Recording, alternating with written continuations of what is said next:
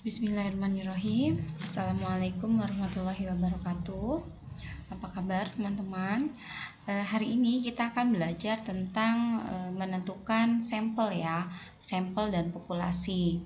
Ya, terutama di sini kita akan belajar menentukan berapa besar sih sampel yang perlu kita ambil dalam suatu penelitian, serta bagaimana memilih sampelnya gitu ya, supaya bisa mewakili populasi gitu. Ini menjadi topik yang cukup penting menurut saya karena sangat berperan di dalam proses penelitian ya. Jadi hasil penelitian kalau ingin datanya, kalau hasil penelitiannya itu bagus, berkualitas, maka harus dari datanya juga berkualitas. Ya, untuk mendapatkan data yang berkualitas, maka penentuan besar sampel serta pengambilan atau teknik samplingnya juga harus benar gitu ya, disesuaikan dengan konsep penelitian atau tujuan penelitiannya. Oke ya, jadi mohon teman-teman untuk bisa menyimak dengan baik. Oke. Saya akan masuk ke pengertian populasi dulu dan sampel. Kita berbicara populasi, sampel dalam suatu penelitian ya. Apa sih populasi dan apa sih sampel, bedanya di mana gitu ya. Jadi kalau misalnya kita mengamati suatu misalnya mengamati suatu wilayah ya, suatu wilayah misalnya yang mau kita amati adalah lansia misalnya. Lansia di suatu kecamatan X gitu ya. Nah, maka yang populasi itu adalah seluruh lansia yang ada di kecamatan X gitu. Di kecamatan X di tahun sekian gitu ya, itu populasi. Nah, kalau sampelnya adalah berarti misalnya populasi dalam suatu populasi lansia di kecamatan Cimanggis misalnya itu ada sebanyak 300 jiwa. Nah, pada saat kita melakukan penelitian kita akan menggunakan sampel gitu ya. Nah, misalnya berapa banyak nih sampel yang akan kita ambil? Misalnya sampelnya adalah setelah kita hitung kita akan mengambil 100 lansia gitu ya untuk dijadikan sampel gitu. Nah, 100 berarti sampelnya adalah sebagian dari lansia yang ada di Kecamatan Cimanggis tahun berapa gitu, misalnya tahun 2020 gitu ya, tahun ini misalnya kita melakukan penelitian seperti itu ya. Jadi itu gambarannya secara umum mana yang disebut populasi, mana yang disebut sampel gitu ya. Nah, kalau secara pengertian populasi ini bisa kita artikan sebagai keseluruhan dari unit di dalam pengamatan yang akan kita lakukan ya. Jadi ya unitnya adalah, dalam contoh saya tadi unitnya adalah lansia gitu ya. Penduduk lansia itu adalah unit. Jadi ada berapa unit di situ, ada 300 ya, berarti seluruhnya itu adalah populasi gitu. Dalam pengamatan yang akan kita lakukan artinya berada di wilayah yang dimana kita akan melakukan penelitian. Clue-nya di sini adalah ada kata seluruh ya. Jadi untuk populasi ada kata seluruh, keseluruhan dari unit di dalam pengamatan yang akan kita lakukan. Itu pengertian populasi. Lalu sampel ini adalah tadi kan 100 ya yang kita contohkan tadi, atau sebagian gitu, sebagian dari dari populasi tadi ya. Jadi dalam contoh tadi adalah 100 lansia gitu ya, yang akan dijadikan sampel gitu ya dari 300 anggota atau 300 lansia yang ada di Kecamatan Cimanggis tadi, itu contohnya. Maka dalam hal ini sampel ini ada clue-nya yaitu kata sebagian ya, yaitu di sini diartikan sebagai sebagian dari populasi yang nilai atau karakteristiknya itu akan kita ukur ya, yang hasilnya nanti untuk menduga karakteristik dari si populasi seperti itu. Jadi pada saat kita akan melakukan penelitian teman-teman, hal yang pertama harus kita lakukan adalah tadi ya, topiknya dulu ya. Topik apa yang mau kita ambil gitu, masalah apa yang mau kita angkat dalam penelitian kita. Katakanlah misalnya kita mau mengambil topiknya adalah penyakit degeneratif gitu ya, penyakit degeneratif yang mau kita ambil. Misalnya apa? Misalnya diabetes mellitus misalnya, atau hipertensi misalnya. Ya, misalnya topik yang kita ambil adalah hipertensi, misal hipertensi. Setelah kita sudah menentukan topiknya hipertensi, lalu kita akan menentukan populasinya siapa, atau artinya di mana kita mau melakukan penelitian, kemudian siapa objek yang mau kita teliti gitu ya, atau ya siapa yang mau kita amati gitu. Nah, setelah kita melakukan topik penelitian kita sudah dapat, yaitu misalnya hipertensi tadi, lalu kita akan menentukan siapa yang mau kita amati, siapa populasinya siapa. Nah, kita mau melakukan di siapa nih? Apakah kelompok ibu hamil misalnya, ataukah kelompok kelompok lansia misalnya, atau kelompok pralansia gitu ya. Itu kita tentukan di situ. Nah, disinilah kita harus menentukan populasi gitu. Nah, misalnya tadi topiknya sudah saya dapatkan. Topiknya adalah kejadian hipertensi ya. Nah, populasi siapa? Populasinya misalnya kita sudah menentukan pada kelompok lansia ya. Di mana nih populasinya? Lansia tapi yang ada di mana gitu ya. Misalnya lansia yang ada di Kota Depok misalnya. Gitu ya. Kapan itu harus ada? Oh, berarti tahun 2021 misalnya. Jadi itu populasi. Ya, jadi itu kita tentukan siapa populasinya. Berarti dalam hal ini misalnya populasinya adalah keseluruhan, atau populasinya adalah seluruh lansia yang ada atau yang tinggal di Kota Depok pada tahun 2021. Itu populasi. Ya, ada kata clue seluruh di situ. Itu populasinya. Nah, setelah kita menentukan populasinya, kemudian kita juga harus memikirkan di dalam langkah penelitian kita sudah melakukan penelitian nih. Lalu sampelnya kita harus pikirkan. Siapa sampelnya? Ya, siapa sampelnya? Kemudian berapa banyak? Dan bagaimana cara memilih responden dari populasi gitu ya.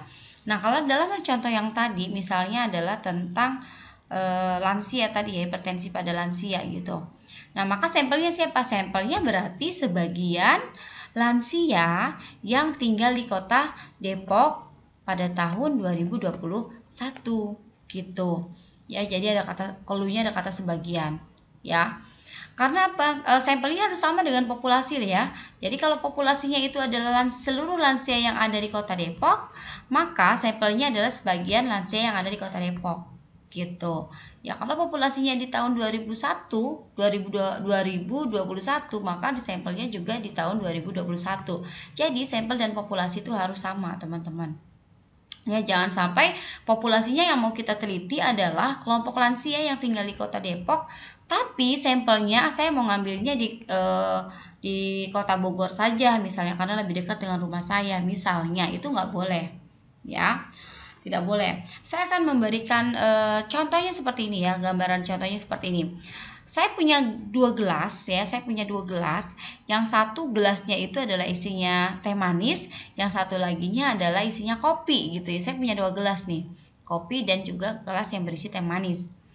Nah, saya akan saya mau mencoba merasakan, saya ingin tahu gitu ya, apakah teh manisnya ini rasa manisnya itu cukup atau tidak gitu ya. Cukup atau tidak gitu. Nah, maka yang akan saya ambil sampel untuk saya cicipi adalah gelas yang mana? Gelas yang berisi teh atau yang berisi kopi gitu kan. Nah, karena yang tadi kita ingin tahunya adalah yang teh manis, populasinya adalah seluruh cairan yang air teh. Ya, air teh manis yang ada di dalam gelas, maka saya ambil sendok, lalu saya ambil 1 sendok teh manis untuk saya cicipi, kemudian saya coba gitu. Maka saya bisa menjawab apa rasa dari teh manis tersebut gitu. Ya, sehingga teh manis yang di sendok saya itu bisa mewakili teh manis yang ada di gelas. Itu sampel dan populasi. Tapi misalnya kalau ternyata yang ingin saya tahu adalah rasa teh manis, tapi yang saya sendok adalah air kopi gitu, dengan sendok adalah air kopi, maka rasanya apa? Rasanya pahit gitu. Ya, padahal rasa aslinya manis. Kenapa? Karena kita salah ngambil sampel gitu. Yang kita sendok adalah yang berisi kopi. Nah, itu adalah contoh ya, contoh populasi dan sampel. Kalau kita ingin bisa menilai populasi dengan baik, untuk bisa menilai populasi dengan tepat, maka kita harus mengambil sampelnya juga harus tepat gitu ya. Oke ya, paham ya. Jadi di sini ada clue yang saya berikan, kalau populasi itu ada kata seluruh, sedangkan sampel itu ada kata sebagian ya. Oke, kita lanjut. Oke, lalu kenapa sih kita harus menggunakan sampel ya? Kenapa sih harus kita menggunakan sampel? Kenapa nggak kita ambil aja semua datanya gitu? Ya, contohnya tadi misalnya lansia. Ya, kita mau melakukan penelitian tentang hipertensi pada kelompok lansia di Kota Depok gitu. Oke. Misalnya sampel yang mau kita ambilnya itu berapa? 100. Ya udah, 100 ya lebih sedikit kan dari populasi, maka ada banyak manfaat yang bisa kita dapatkan dengan menggunakan sampel gitu. Contoh lainnya apa? Contoh lainnya misalnya saya ingin melakukan penelitian tentang pengetahuan remaja tentang kesehatan reproduksi misalnya ya. Misalnya saya melakukan penelitiannya di SMA 1 Depok misalnya, di SMA 1 Depok. Nah, populasinya adalah kelas 1 sampai dengan kelas 3 gitu ya. Kelas 1 sampai dengan kelas 3.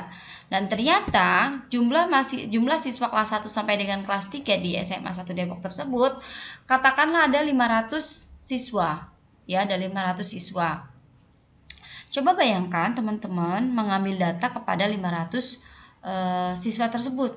Kira-kira berapa banyak kuesioner yang perlu teman-teman siapkan, berapa banyak tenaga bantuan yang teman-teman perlukan, serta berapa lama teman-teman akan bisa menyelesaikan pengambilan data. Ya.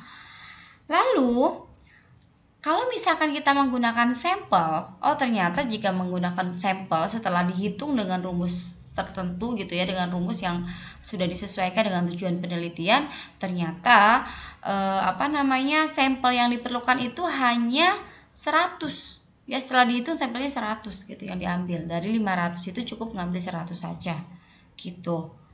Nah, coba sekarang bayangkan teman-teman mengambil data 100 ya, membagikan kuesioner hanya 100, kemudian teman-teman bandingkan dengan tadi yang mengambil data sebanyak 500. Kira-kira akan cepetan yang mana? Tenaganya akan lebih hemat yang mana? Kemudian segi pengeluaran untuk memperbanyak kuesioner juga atau memberikan souvenir, itu kira-kira akan hemat yang mana? Ya, akan enak yang mana gitu. Ya, jelas ya menggunakan sampel. Jadi ada beberapa manfaat atau keunggulan yang bisa didapatkan jika kita menggunakan sampel gitu. Bu, apakah boleh kalau misalnya boleh sampel, kita gunakan sampel, tapi apa boleh nggak sih kita mengambil seluruh populasi? Boleh dong. Kalau kita ambil seluruh populasi akan jauh lebih baik, karena nilai yang akan kita dapatkan adalah nilai asli dari populasi, tidak mengestimasi menggunakan nilai sampel gitu ya. Seperti kita pekan sebelumnya ya, pekan terakhir sebelum UTS kita belajar tentang estimasi titik gitu ya. Yang kita gunakan itu kan nilai sampel untuk menjadikan sampel tersebut memberikan gambaran sebagai nilai populasi gitu. Nah, seperti itu gitu. Jadi kenapa kita menggunakan sampel? Ada banyak keunggulan gitu ya. Kalau misalnya tidak menggunakan sampel boleh nggak? Boleh, silakan. Teman-teman mau melakukan penelitian, misalnya penelitian lansia sekota Depok, silakan boleh. Tapi pertimbangkan berapa lama teman-teman memerlukan waktunya. Cukup nggak sebulan? Cukup nggak 2 bulan? Cukup nggak 3 bulan gitu ya? Kemudian uangnya cukup nggak gitu? Ya, dan banyak hal yang perlu dipertimbangkan, lokasi yang jauh segala macam, itu kecamatan gitu ya. Jadi satu kecamatan di kota atau di satu kota.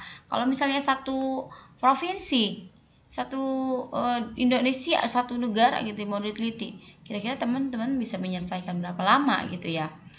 Yang ada boleh aja sih, cuman yang ada paling wisudanya mundur tapi nggak tahu kapan itu, karena skripsinya nggak selesai-selesai gitu, karena mengambil datanya terlalu banyak gitu. Tapi kalau misalnya nih Bu, saya ngambilnya di satu tempat, misalnya hanya ada 100 respondennya, mau ambil semua atau sampel, ya udah mau ambil semua nggak masalah gitu ya. Cuman lihat ruang lingkup penelitiannya. Nanti kita akan bahas apa aja yang perlu kita pertimbangkan untuk menggunakan sampel. Oke, kita bandingkan dulu tadi yang 100 dengan 500 ya. Di situ kita menunjukkan banget kegunaan sampel atau manfaat menggunakan sampel. Yang pertama jelas manfaatnya adalah menghemat biaya. Dengan memfotokopi atau memperbanyak kuesioner 100 dengan 500 jelas akan lebih murah memperbanyak dengan 100 gitu kan. Ya udah bagiin ke 100 dibandingkan dengan membagikan 500. Ya, biayanya 5 kali lipat lebih banyak. Kemudian yang kedua, mempercepat pelaksanaan penelitian. Katakanlah kalau misalnya dengan membagikan 100 kuesioner kita cukup menyelesaikan 2 hari. Tapi kalau misalnya mengambil 500 data bisa sampai 3 hari misalnya. Ya kan? Atau 4 hari atau mungkin bisa 5 hari. Sehingga lebih cepat melaksanakan penelitiannya cepat lebih selesai jika kita menggunakan sampel ya. Dari segi waktu akan lebih lebih singkat, lebih sedikit gitu ya. Kemudian menghemat tenaga jelas. Kalau 500 orang mungkin kita perlu banyak bantuan untuk ngambil data gitu ya, membantu teman-teman untuk bantu kuesioner, membagikan kuesioner itu lebih besar dibandingkan kalau misalnya kita hanya membagikan ke 100 siswa saja gitu ya. Kalau ke 100 kan ngerjain sendiri juga misalnya bisa ya. Jadi jelas menghemat tenaga. Lalu yang selanjutnya adalah memperluas ruang lingkup penelitian. Kalau misalnya kita targetnya cuma sedikit kita bagikan, kita tidak akan memikirkan, aduh jangan nanti lama nih selesainya, nggak begitu. Tapi kalau misalnya kita menggunakan sampel, kita bisa menyelesaikan lebih cepat, maka kita akan bisa melakukan penelitian-penelitian yang lainnya. Ya, ruang lingkup penelitian juga bisa kita perluas seperti itu. Lalu yang selanjutnya adalah memperoleh hasil yang lebih akurat. Loh, kenapa Bu? Kok bisa lebih akurat jika kita menggunakan sampel dibandingkan dengan populasi? Kalau populasinya hanya misalnya 100, sampelnya 50, ya lebih baik kita ambil semuanya gitu. Tapi kalau misalnya populasinya ribuan, ya kita mau menggunakan populasi, itu kesalahannya akan lebih besar dibandingkan dengan kita menggunakan sampel. Misalnya sampelnya hanya 300 atau 500 gitu ya. Nah, itu akan lebih akurat hasilnya. Kenapa begitu? Karena semakin banyak atau semakin besar data yang akan digunakan, human error-nya makin besar. Ya, kesalahan dari si peneliti itu akan makin besar. Misalnya, karena saking banyaknya data yang mau diambil, jadi misalnya mengisi variabel yang harus diisinya cepat-cepat sehingga ada yang kesalahan. Kemudian yang kedua adalah terutama pada saat kita mengentry data. Ya, kita menginput data nih menggunakan program Epidata atau SPSS atau Stata atau yang lainnya kita input. Kalau kita input cuma 100 misal ya, kita input 100 jelas akan lebih akan lebih mudah gitu kan, lebih sedikit kesalahannya dibandingkan dengan kalau kita input 500 misalnya. Kita input 500 mata kita udah ngantuk gitu ya, ngetik 1 kepencet 2 misalnya, mau ini pilihannya A ketik B jawabannya gitu, sehingga hasilnya bisa tidak akurat gitu ya. Jadi itu beberapa keunggulan sampel. Oke. Nah, jadi teman-teman, cara ideal untuk menjawab suatu pertanyaan penelitian adalah dengan melakukan penelitian ya pada semua anggota populasi. Ya, jadi idealnya seperti itu. Idealnya kalau kita ingin tahu berapa sih rata-rata tekanan darah lansia di Kota Depok, ya idealnya kita ukur semua lansia yang ada di Kota Depok, kita ukur tensinya semua, lalu kita hitung rata-ratanya gitu. Itu idealnya gitu ya. Tapi kenyataannya sebagian besar itu tidak bisa dilakukan ya. Penelitian dengan menggunakan total sampling atau semua anggota populasi kita ukur itu sulit dilakukan ya. Kenapa sulit dilakukan? Misalnya medan atau medan wilayahnya ya, misalnya ada kalau wilayah yang berbukit-bukit gitu ya, itu akan sulit, lebih sulit. Kemudian dari segi waktu juga ada keterbatasan, dari segi dana misalnya keterbatasan, dari segi tenaga juga ada keterbatasan. Jadi itu biasanya akan sulit dilakukan gitu, kecuali mungkin hanya mengambil di satu tempat saja, di satu sekolah atau satu PT gitu ya, satu rumah sakit kan masih sedikit tuh. Tapi kalau kita di komunitas yang jumlahnya besar, itu akan sulit untuk kita mengambil data secara total sampling gitu. Jadi biasanya kita ngambil hanya sebagian saja atau kita menggunakan sampel gitu. Nah, lalu berapa besar sih sampel minimum yang perlu kita ambil serta bagaimana cara mengambilnya. Nah, ini yang akan kita pelajari ya. Baik deh, kita akan gunakan sampel. Lalu berapa sih? Gimana cara kita menentukan sampelnya? Apakah sampel yang mau kita gunakan adalah 50, 100, 70 atau berapa gitu kan? Yaitu nanti ada ketentuannya ya. Jadi tidak bisa semau-mau. Misalnya mahasiswa A melakukan penelitian tentang perilaku merokok misalnya, tentang bahaya perilaku merokok gitu ya. Lalu sampel yang dia gunakan adalah 70. Ya, dari mana dia dapatkan 70? Ternyata dia nggak punya dasar, misalnya karena ngelihat dari skripsi sebelumnya juga pakai data sampelnya 70 misalnya, itu salah. Atau misalnya saudara ibu saya mau kira-kira aja deh, udahlah 100 aja lah, sesuaikan dengan dana yang tersedia misalnya. Ya itu juga kurang tepat. Atau ya semau-mau aku mau sekian makanya sekian, itu juga nggak bisa. Tetapi kalau kita mau punya data yang bagus, ya punya data yang memang bisa mewakili, maka gunakanlah perhitungan besar sampel dan ngambilnya seperti apa gitu. Dan itu pengambilannya nanti kita akan belajar juga, ya. Oke, itu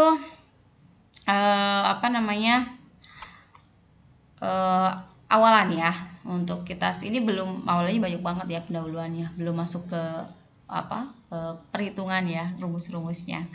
Oke. Ya, balik lagi ke pentingnya sampel. Kenapa sampel seperti apa yang baik ya? Yang pertama adalah yang bisa mewakili populasi dong, ya kan? Sehingga bisa kita lakukan generalisasi. Maksudnya apa nih? Maksudnya adalah di sini sampel yang sudah kita ukur itu memang mewakili populasi, representatif dari populasinya. Seperti tadi yang saya contohkan, saya mau mengetahui rasa teh manis, gitu kan? Maka saya sendok teh manis, kemudian saya cicipi, gitu kan? Nah ternyata rasanya, misalnya rasanya terlalu manis, maka saya bisa menyimpulkan teh manis yang di dalam gelas ini rasanya terlalu manis, gitu. Itu namanya proses generalisasi. Ya, itu yang dinamakan generalisasi. Ya, yang dicicipin atau yang diukur adalah sampel, tapi kesimpulannya adalah seluruh populasi. Ya, jelas teman-teman ya. Itu namanya generalisasi. Misalnya gini, contohnya tadi ya yang rata-rata, misalnya rata-rata tekanan darah lansia di Kota Depok misalnya. Nah, saya misalnya penelitiannya itu menggunakan sampel, mengambil 100 lansia. 100 lansia itu diukur tekanan darahnya, kemudian dihitung berapa rata-ratanya. Ya, dari 100 lansia tersebut katakanlah rata-rata tekanan darahnya adalah 150 mm air raksa gitu ya.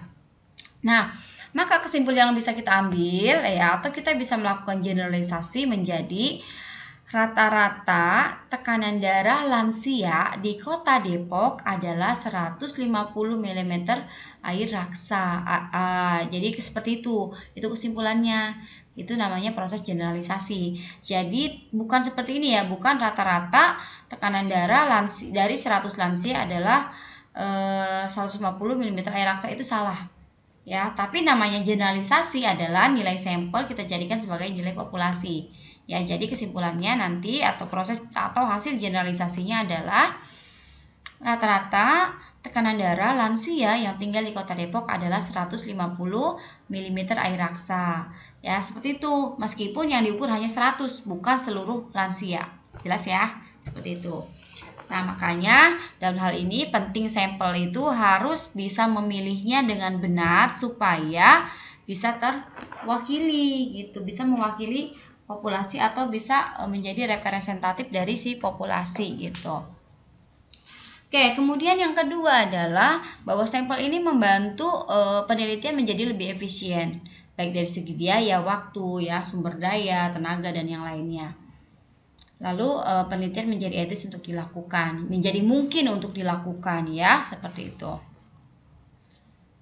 Oke, sekarang kita akan belajar tentang konsep generalisasi, ya. Bagaimana tadi generalisasi? Kapan sih kita bisa melakukan generalisasi? Ya, karena ini penting banget karena penelitian kita akan menggunakan sampel. Misalnya, tadi contohnya adalah melakukan penelitian rata-rata tekanan darah lansia yang ada di Kota Depok, gitu, misalnya seperti itu. Nah, kita harus syaratnya apa bisa kita lakukan generalisasi tersebut? Ya, oke, kita pahami dulu konsepnya, konsep generalisasi. Yang pertama adalah dalam suatu penelitian kita akan mengenal istilah populasi, populasi terjangkau, sampel yang diinginkan, dan sampel yang diperoleh. Ya, kalau tadi kan hanya populasi dan sampel saja secara garis besar. Tapi dalam konsep generalisasi kita mengenal empat wilayah gitu ya, atau empat konsep. Yang pertama adalah populasi terjangkau, sampel yang diinginkan, dan sampel yang diperoleh. Lalu di sini juga ada namanya validitas, ya, ada validitas internal, validitas eksternal 1, dan validitas eksternal 2. Apa sih yang dimaksud dengan istilah-istilah ini? Kita bahas. Oke, saya langsung ke contoh ya. Oke, biar nggak bingung ya, jadi teman-teman untuk bahas ini nanti saya buat contoh dulu, nanti baru kita balik lagi ke konsep ini. Contohnya begini, seorang peneliti melakukan penelitian yang bertujuan untuk mengetahui status gizi anak balita di kecamatan X, ya. Jumlah subjek yang diperlukan untuk menjawab pertanyaan tersebut adalah 300 balita yang diperoleh dari 3 desa di kecamatan tersebut. Setelah dilakukan penelitian, didapatkan jumlah subjek sebanyak 280 orang. Oke. Nah, dari contoh ini maka bisa kita simpulkan. Di sini penelitian di sini topiknya adalah tentang status gizi, ya, status gizi anak balita di kecamatan X, ya, di kecamatan X. Oke. Nah, di kecamatan X jumlah balitanya kita nggak tahu di tahun 2021 misalnya, ya. Kita mau melakukan penelitian tentang status gizi anak balita di kecamatan X tahun 2021. Ya, 2021 kita nggak tahu berapa banyak balitanya, ya. Kalau di tahun 2002 sekarang misalnya balitanya ada 200, belum tentu di tahun 2021 itu masih ada 200. Ya, kenapa? Karena kan yang dari balita bisa jadi udah jadi anak, udah nggak jadi balita lagi, gitu kan. Itu kemungkinan yang pertama. Kemungkinan yang kedua bisa jadi misalnya balitanya meninggal. Ya, kemungkinan yang ketiga misalnya pindah tempat gitu ya, dari kecamatan X pindah ke kecamatan Y gitu misalnya. Jadi jumlahnya nggak akan sama jumlah balita di tahun 2001 dengan jumlah balita di tahun 2020 sekarang gitu. Itu nggak bisa tahu. Terus bagaimana cara mengetahuinya, Bu? Ya nggak bisa tahu gitu ya. Itu Allah aja yang tahu gitu ya untuk kondisi seperti itu. Nah, sehingga karena kita nggak tahu berapa jumlah keseluruhan balita yang ada di kecamatan X di tahun 2001, maka kita akan menggunakan sampel, ya. Nah, kemudian setelah dihitung-hitung menggunakan rumus besar sampel, nah besar sampel yang harus diambil adalah 300 balita. Gitu ya, 300 balita nih harus diambil, ya. Jadi ini di dalam proposal kita besar sampel sebanyak 300 balita gitu ya, yang ada di kecamatan X di tahun 2021 gitu. Karena penelitiannya akan dilaksanakan di tahun 2021. Nah, lalu setelah tahun 2021 misalnya, ya, misalnya sudah dilakukan penelitian dan ternyata yang terkumpul balitanya hanya 280 orang saja misalnya. Misalnya kenapa? Misalnya karena keterbatasan waktu, jadi yang terkumpul hanya 280 orang saja gitu. Nah, dari contoh ini kita bisa simpulkan siapa sih populasinya, siapa sih populasi terjangkaunya, ya, siapa sih berapa sih subjek yang diinginkannya, dan berapa sih subjek yang diperoleh gitu. Nah, populasi target kayak ini ya, populasi target ini. Populasi target adalah balita di kecamatan X, ya. Jadi kalau lihat gambarnya ini wilayahnya itu paling besar ya, populasi ini. Nah, di populasi target siapa sih target populasinya? Targetnya adalah seluruh balita yang ada di Kecamatan X tahun 2021 gitu kan. Itu populasi targetnya atau populasi balita yang ada di Kecamatan X gitu keseluruhannya di tahun 2021 misalnya.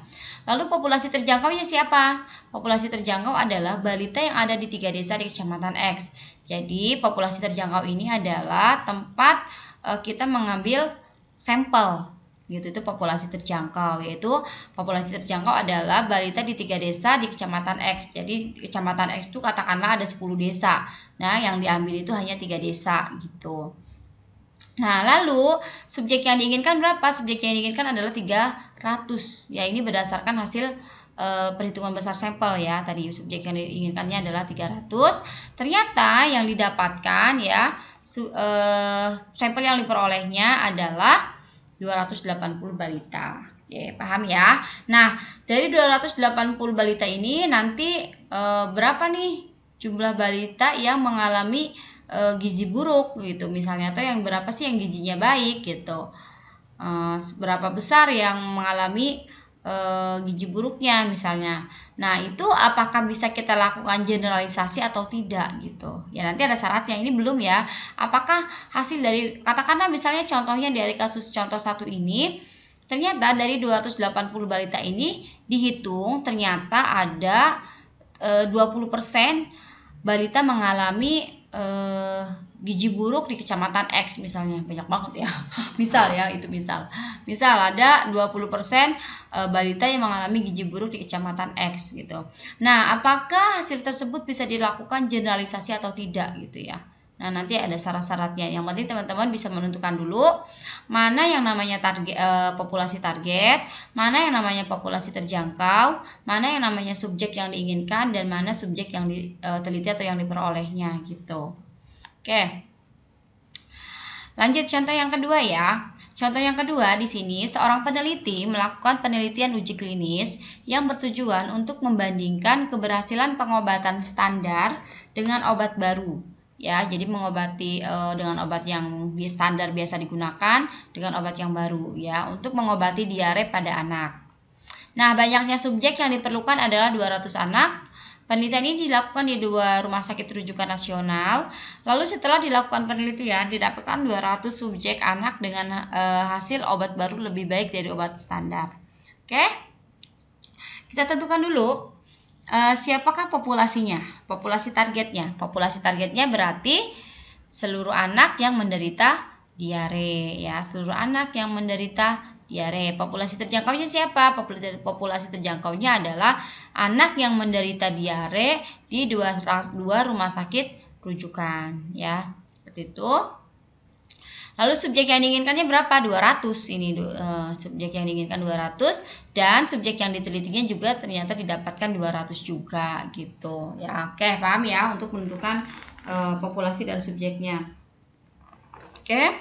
Selanjutnya kita akan belajar tentang syarat sampel dapat digeneralisasikan kepada populasi.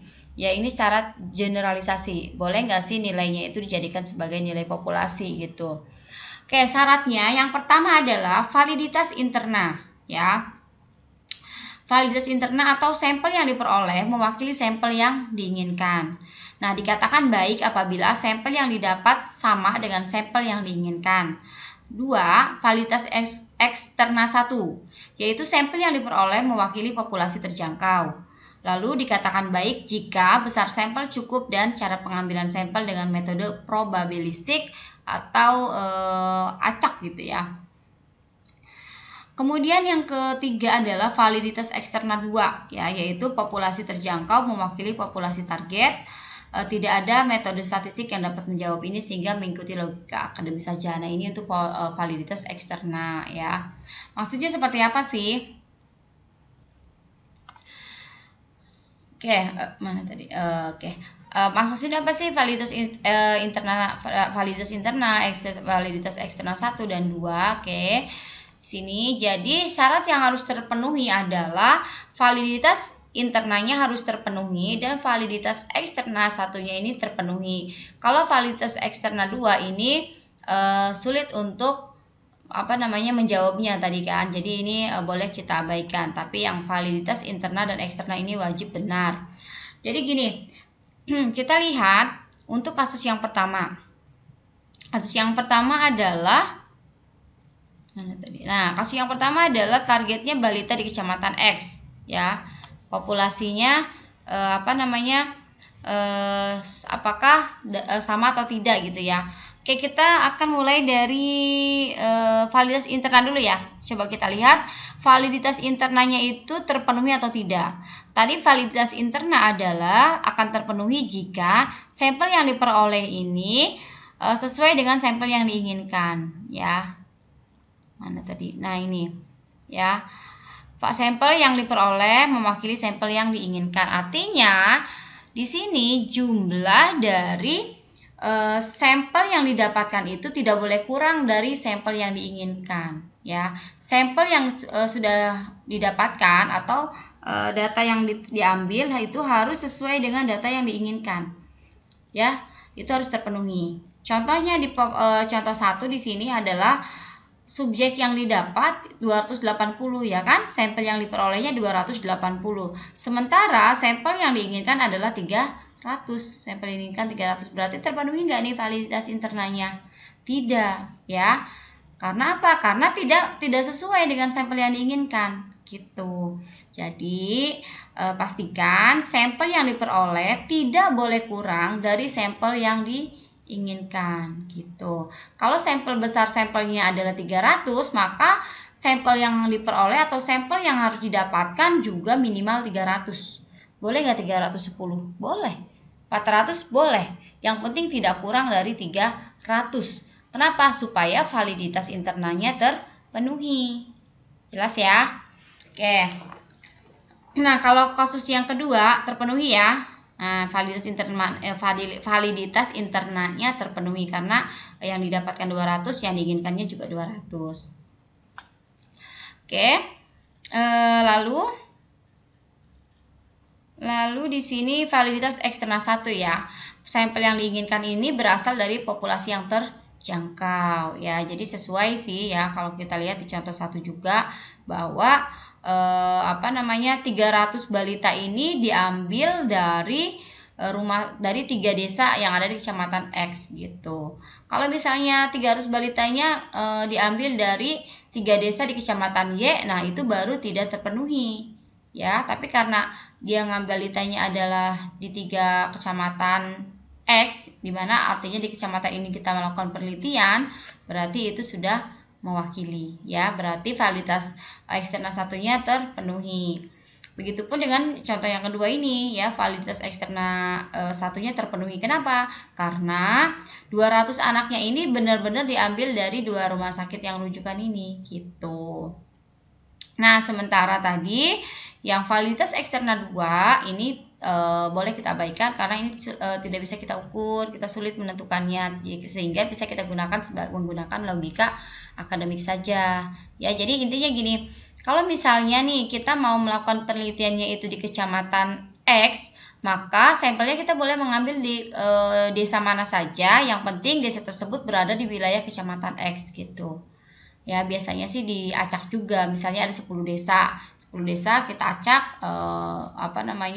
pemilihan desanya itu secara random, gitu, sehingga bisa mewakili.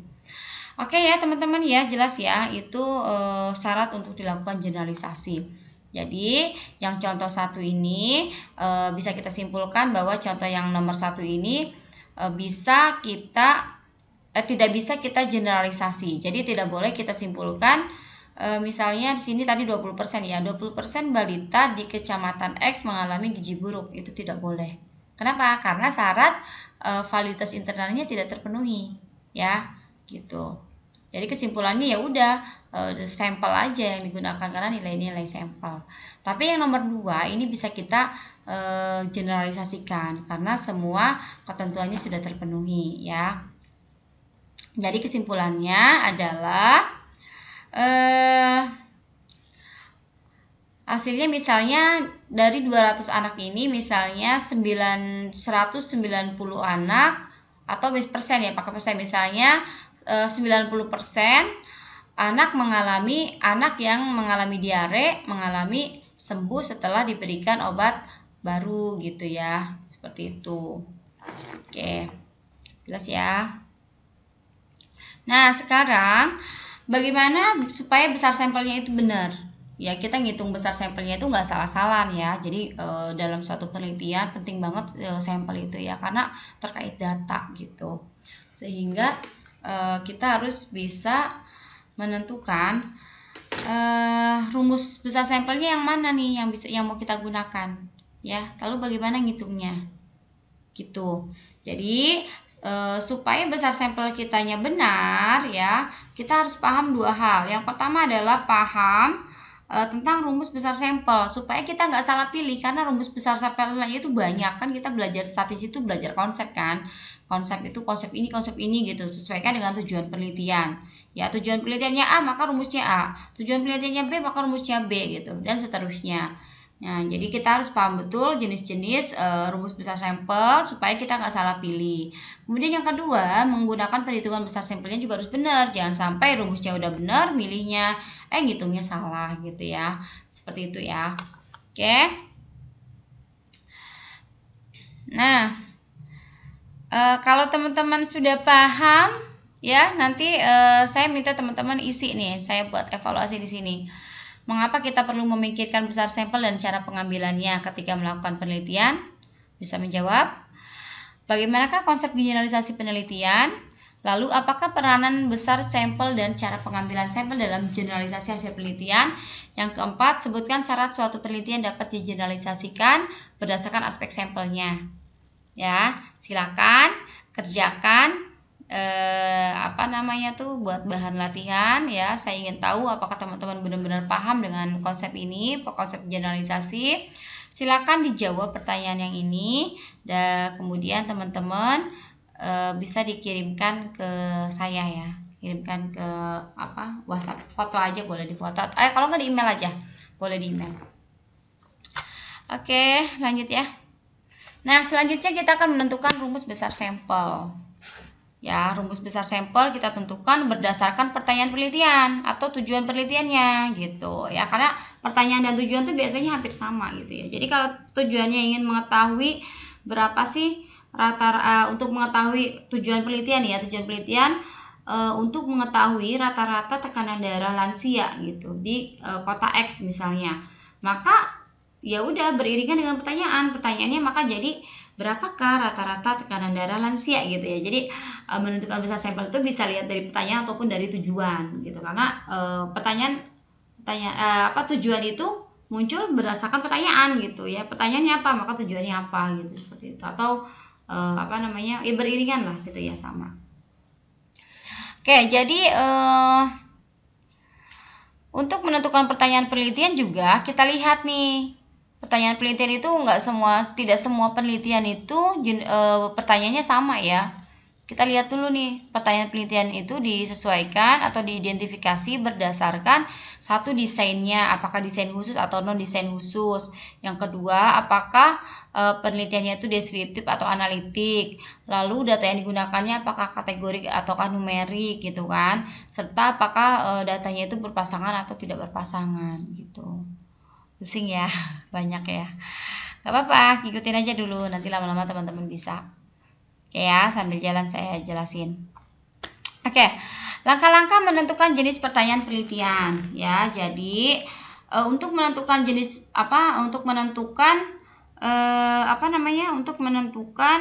rumus besar sampel ya, maka kita harus tahu dulu jenis pertanyaan penelitiannya gitu ya. Harus ada pertanyaan penelitian dulu gitu maksudnya.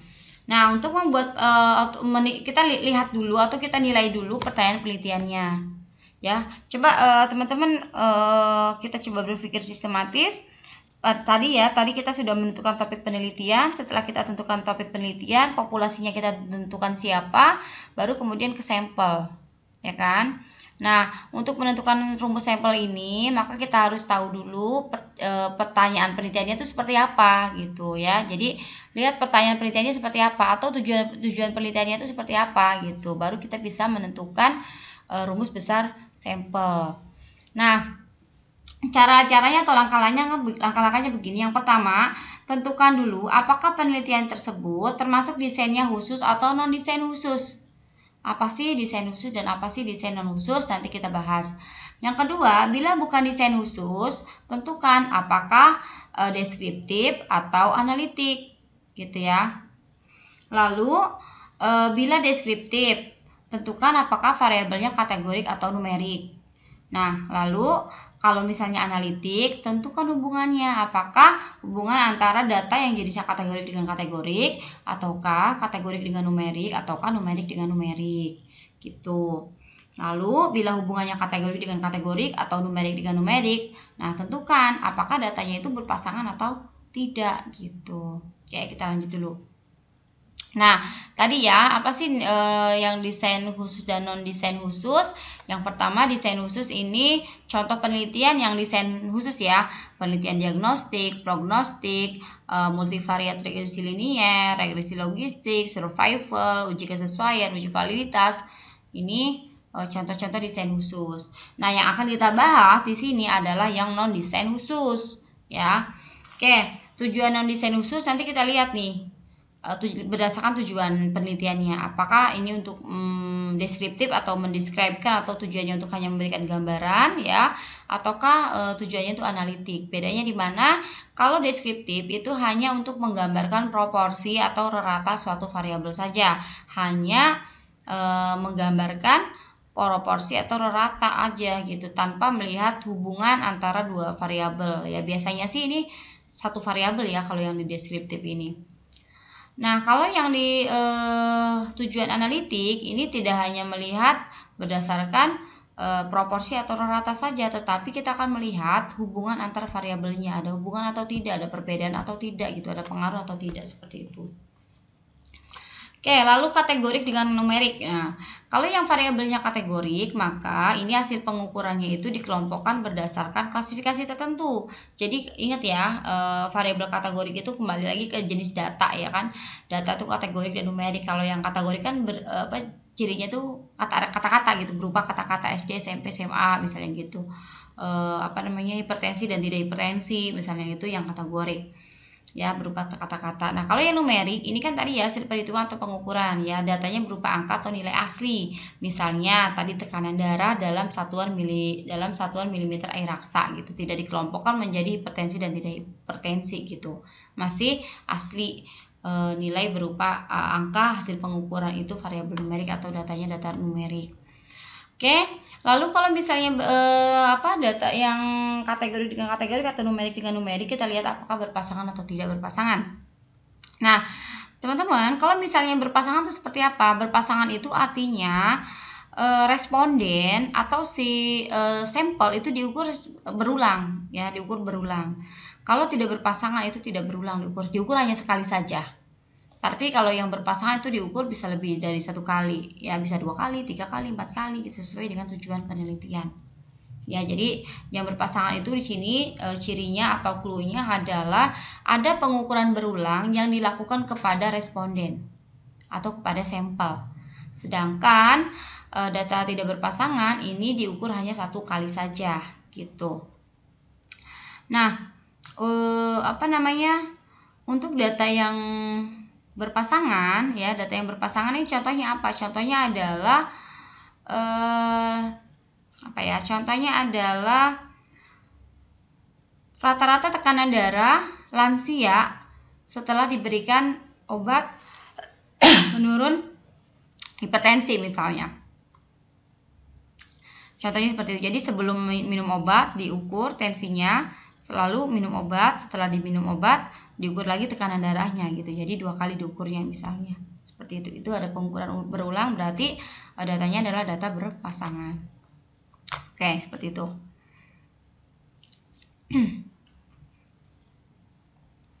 Nah, lalu jenis pertanyaan penelitian ya. Ini untuk jenis pertanyaan penelitian ini tadi ya, apakah mengarah ke deskriptif atau ke analitik ya. Kalau ke deskriptif ini apakah datanya kategorik ataukah kalau deskriptif ini bisa juga numerik. Nah, kalau analitik kita melihat hubungan apakah kategorik dengan kategorik tidak berpasangan ya, ataukah kategorik dengan kategorik yang berpasangan, ataukah kategorik numerik ya. Ini tidak ya. Kalau yang numerik apakah tidak berpasangan ataukah numerik dengan numerik berpasangan. Oke. Nah,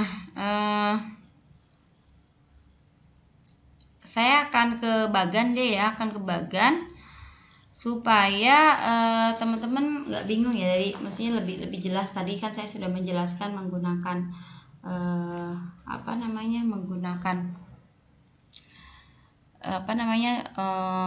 slide-slide yang tadi ya, saya coba jelaskan ini, tapi saya buatkan simpulan atau saya buatkan rangkuman untuk menentukan rumus besar sampel ya. Saya buat seperti ini ya. Kita lihat dulu berdasarkan jenis penelitiannya ya.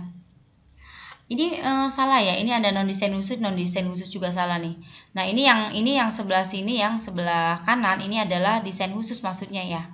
Nah, ini tidak kita bahas hari ini ya, karena kalau kita bahas seluruhan juga nggak akan cukup waktu kita ya, apalagi hanya dalam 2 pertemuan saya harus mengajarkan konsep, juga mengajarkan bagaimana cara menghitungnya gitu ya, jadi nggak akan cukup. Kalau dulu saya membahas sampel itu 2 SKS sendiri selama 1 semester, jadi banyak yang memang dikaji gitu. Tapi kalau teman-teman ya, kita karena keterbatasan waktu ya, jadi saya bahas khusus di non desain khusus aja gitu. Oke, jadi misalnya teman-teman penelitiannya adalah kebanyakan ada non desain khusus ya, jadi kita berada di wilayah sini. Jadi abaikan aja menentukan non desain khusus atau desain khususnya, ini boleh dilewat karena penelitian kita pasti akan penelitian yang non desain khusus ya, atau skripsi teman-teman nanti. Jadi dari sini teman-teman langsung lihat aja tujuan penelitiannya apa, jenis penelitiannya apa, deskriptif atau analitik ya. Saya yakin pasti ke analitik, tidak ke deskriptif. Kalau ke deskriptif biasanya ke waktu D3 tuh ya, misalnya mengetahui rata-rata tekanan darah lansia. Nah, itu deskriptif teman-teman ya, deskriptif. Mengetahui proporsi balita yang mengalami status gizi buruk misalnya, itu juga deskriptif ya. Jadi ini juga sepertinya tidak akan teman-teman tidak akan menggunakan ini.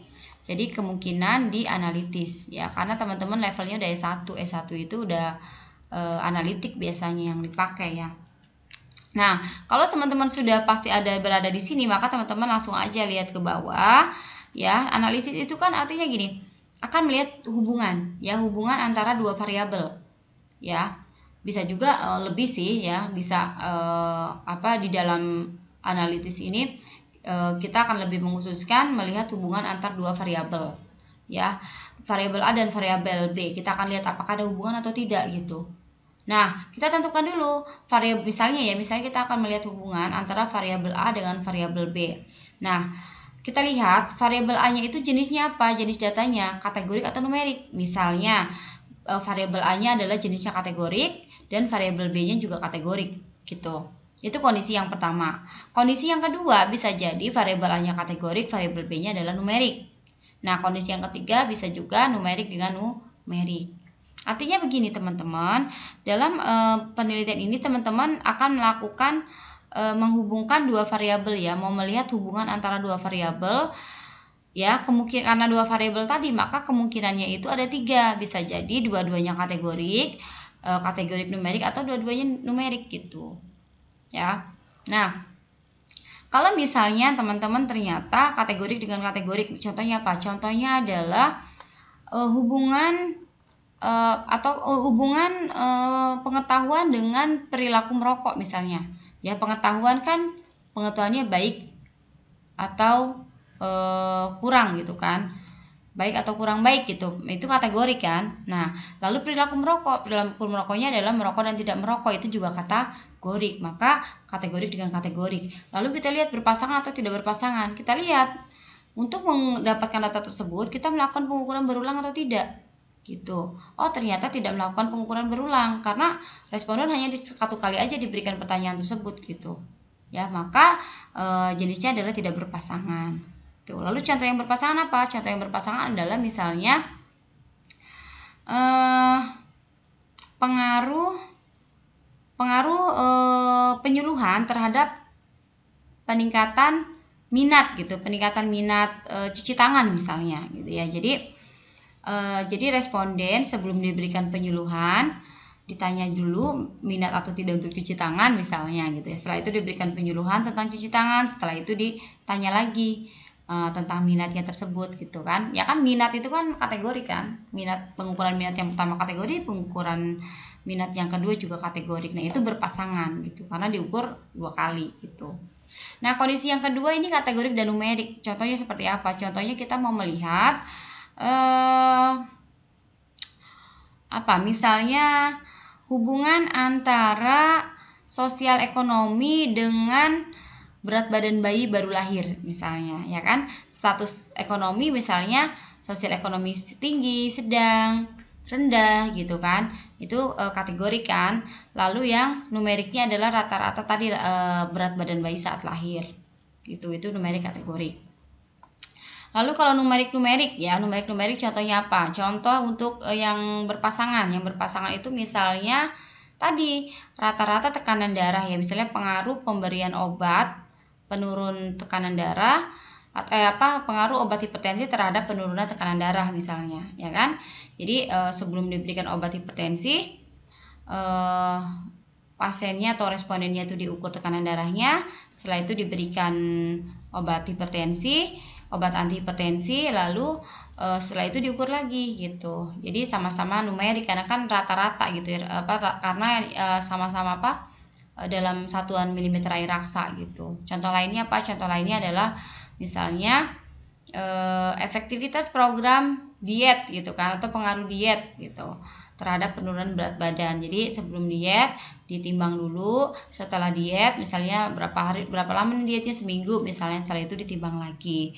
Nah, itu kan dalam satuan kilogram misalnya. Jadi kan numerik dengan numerik itu berpasangan. Kenapa? Karena diukur selama 2 kali. Lalu yang numerik tidak berpasangan. Nah, numerik tidak berpasangan contohnya apa? Contohnya adalah hubungan antara tekanan darah ibu dengan berat badan bayi yang dilahirkan, ya kan? Tekanan darah ibunya dalam milimeter air raksa, sedangkan berat badan bayinya itu dalam satuan gram, ya, sama-sama numerik gitu. Itu tidak berpasangan. Kenapa? Karena masing-masing diukur hanya 1 kali aja. Oke teman-teman, nanti di sini kalau misalnya kategori dengan kategori rumusnya apa, kategori tidak berpasangan rumusnya apa, ya, kemudian di sini juga rumusnya apa, kemudian yang ini yang numerik juga rumusnya apa. Nah, nanti kita akan belajar rumus di sini ya, berdasarkan data kategori berpasangan, kategori tidak berpasangan, kategori numerik berpasangan, dan numerik tidak berpasangan. Ini rumusnya beda-beda di kondisi ini ya, kita akan bahas setelah ini ya. Oke teman-teman, ini tugasnya juga ya.